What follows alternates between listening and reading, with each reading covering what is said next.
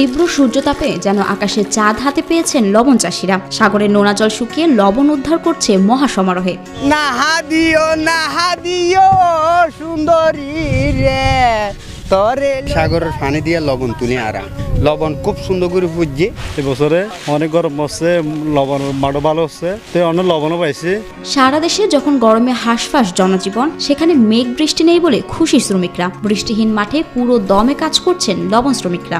অহন লবণ কোচাইতে গেলে অহন আর ঠেঙর ফাঁস হইতে আডার ঠেঙর তলা পর্যন্ত শেষ হয়ে যাবে ক্লিয়ার। মানে কি গরমে তাপে লবণের যেতে মানে কি দামই অবদা। সাগর পাড় থেকে এই লবণ তৈরিতে মানতে হয় একের পর এক ধাপ। প্রথমেই জায়গা নির্ধারণ করে রুলার দিয়ে মাটি সমান করে নিতে হয়।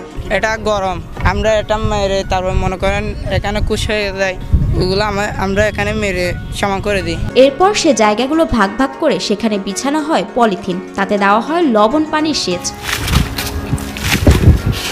দূরে থেকেই দেখা যায় বিস্তীর্ণ জায়গা জুড়ে পলিথিনে মোড়ানো লবণ পানি জমিয়ে করা হয় জাতকরণ। আমরা গরম মেরে সমান করে দিই, সমান করার পরে তার মনে করেন আমরা পানিগুলা দিই, পানিগুলা দেওয়ার পরে জাত করবে, জাত করার পরে 3 দিনের মধ্যে ফুটে যায়, 4 দিনের মধ্যে ফুটে যায়।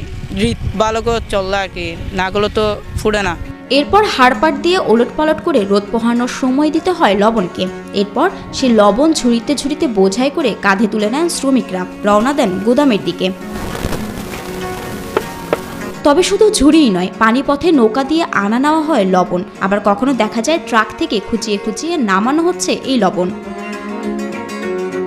তীব্র দাবদাহ অব্যাহত থাকায় প্রতিদিন উৎপাদিত হচ্ছে বিপুল পরিমাণ লবণ। এবছর লবণের উৎপাদনও হয়েছে বেশ। প্রতি কানিতে শ্রমিক মজুরি 70,000 থেকে শুরু করে 1.5 লাখ টাকা পড়ে যায়। তবে লবণের দাম কম হওয়ায় বিপদে পড়েন লবণ ব্যবসায়ীরা। এবছর লবণ উৎপাদন করতে পেরেছি, আলহামদুলিল্লাহ যথেষ্ট ভালো। তবে আমরা দামটা পাচ্ছি না। আমাদের খরচ যথেষ্ট খরচ হচ্ছে। আমাদের একজন আপনার সিনিয়র যদি আমরা একজন লোক রাখি, তার প্রতিকানিতে 2 জন করে লোক দিতে হয়। আমাদের একজন লোক 1,20,000, 1,50,000, আর যেগুলা জুনিয়র থাকে তাদের 70,000, 80,000 টাকা করে বেতন দিতে হয়। আর মিনিমাম পলিথিন কিনা, আমাদের বালতি কিনা, তারপর আনুষঙ্গিক মেশিন কিনা, অনেক কিছু আমাদের খরচ আছে।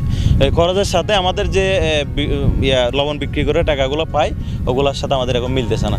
1 মণ লবণের দাম 500 থেকে 600 টাকা নেমে দাঁড়িয়েছে 300 থেকে 400 টাকায়। লবণের দামে এমন ধসে হতাশ হয়ে পড়েছেন লবণ ব্যবসায়ীরা। যখন আমরা যে মাঠে আইছি প্রথম, তখন লবণের দাম ছিল 600 টাকা, 500 টাকা, কমতে কম তখন 300 টাকা আইছি। এখন আমরা যদি লবণ বিক্রি না করতে পারছি না, যা কিছু পুঁজি ছিল সব এখানে দিয়ে দিছি।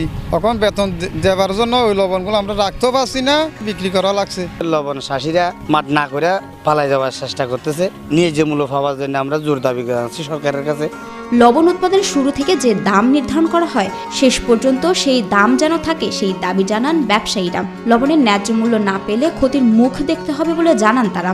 আমাদের পলিথিনের দর বাড়িয়ে গেছে, ডেলি বেতন সব মানুষের দর বাড়িয়ে গেছে, সব কিছু বাড়ে গেছে। এখন লবণের ঘাটতি এখন যদি কমে ফেলায় আমাদের লস হবে।